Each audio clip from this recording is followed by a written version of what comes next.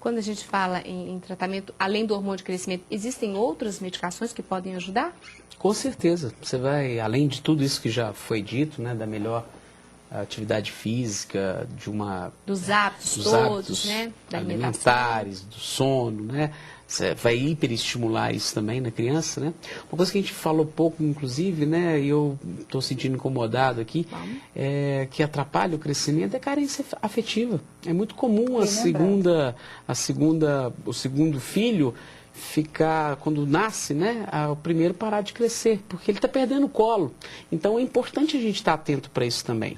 Eu não quero perder o colo da minha mãe, eu não quero perder o colo do papai. E nasceu, entre aspas, um concorrente. Então isso é importante a gente estar vendo. Nós estamos falando aqui, já ia falar aqui de fármacos, né? Então me permitam meus colegas aqui a gente lembrar disso. A gente fala muito de medicação, muito de atividade física, de alimentação, são importantes, mas essa parte emocional, a parte do psicológico é fundamental, tá? Valorizando essa criança. Nós comentamos aqui em off essa questão dos pais. Às vezes o papai é baixinho, a mamãe é baixinha, quer ter um filho gigante. A gente quer ter um filho com saúde. E esse hiperestímulo, o que está nos assustando hoje nos consultórios é isso. A criança chega fazendo tênis, judô, inglês, violão, mandarim, que agora é moda por causa das Olimpíadas, né? E esquece do básico, né? De ter hora para sua refeição, de ter hora do contato com o papai e da mamãe. A gente está perdendo isso. Então, atenção os pais para isso e as crianças também. Quantas vezes a gente tem 3, 4 televisões em casa e cada um está numa televisão e às vezes o computador está ligado com a televisão ligada também ao mesmo tempo. Então vamos estar atento para isso, que isso também é importante no crescimento e no desenvolvimento daquela criança e daquela família. Fundamental essa colocação, né? Algumas coisas a gente fica muito no óbvio e vamos falar muito sobre fármacos. Claro, vamos melhorar essa alimentação, né? Já foi citado. Tem algumas medicações que estimulam esse hormônio do crescimento, né? A gente tem alguns elementos, o zinco tem uma propriedade interessante, o cálcio é fundamental nesse crescimento. Então, você tem alguns aminoácidos que podem te ajudar também, né, a estar melhorando isso, dependendo da deficiência que essa pessoa tem. Doença crônica não deixa crescer. Às vezes a criança não cresce, tem anemia.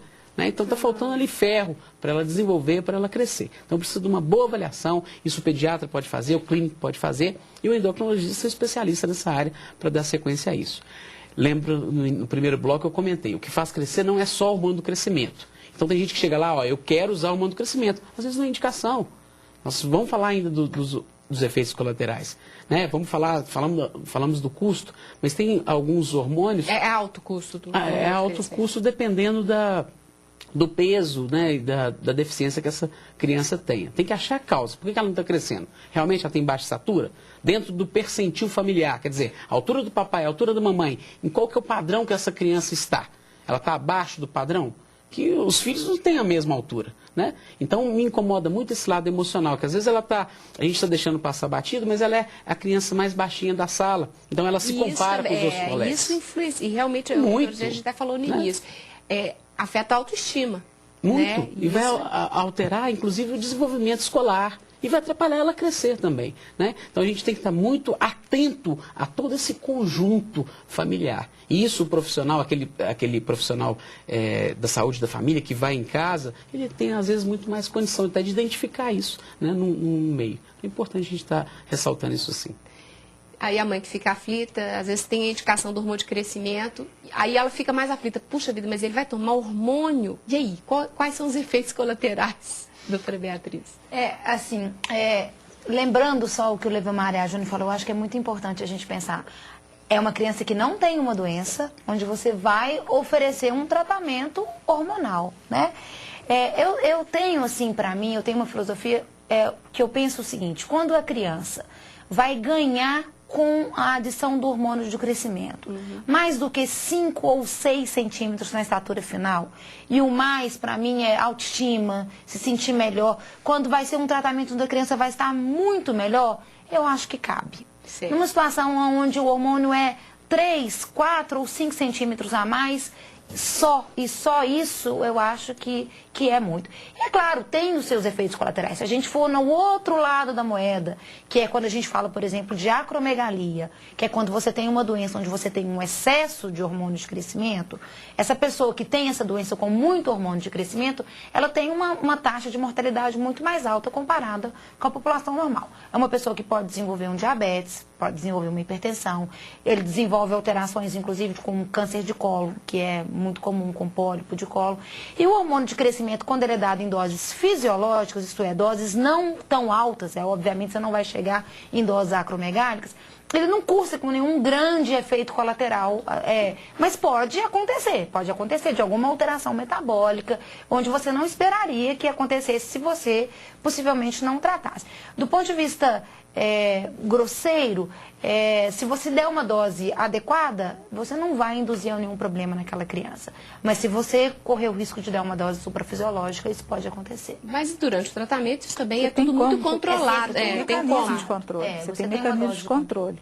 Não só você tem uma dose estimada, de acordo com o quilo da criança, mas como você tem, vocês lembram que no começo ela falou sobre a IGF-1. A IGF-1, ele é um controlador da dose que você prescreveu.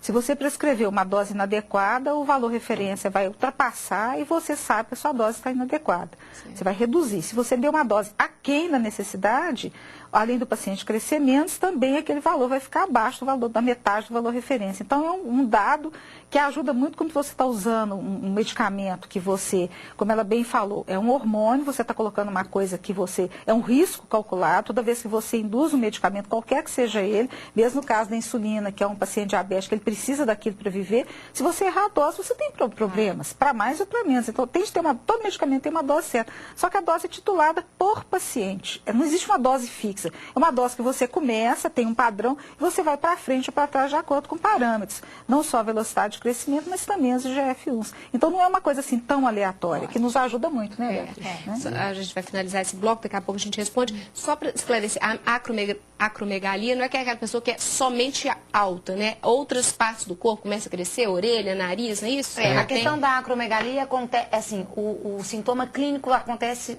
dependendo do momento onde você tem um excesso do hormônio. Se você tem um excesso do hormônio na infância, a criança tende a ser gigante. É a criança muito alta. Mas se isso acontece depois que as epífises fecharam, quer dizer, depois o que que vai acontecer é o crescimento de extremidades. São orelhas, nariz, o mento, às vezes o queixo, a mão. E sim, a acromegalia é uma doença séria, grave, que existe uma quantidade de hormônio de crescimento grande e que precisa ser tratada. Né? Tá certo. Tá bom, daqui a pouco a gente continua e responde as perguntas que chegaram de casa de você que está nos ajudando a fazer. Então, continue aí. O pessoal já vai para o intervalo, que é rápido, então voltamos já já.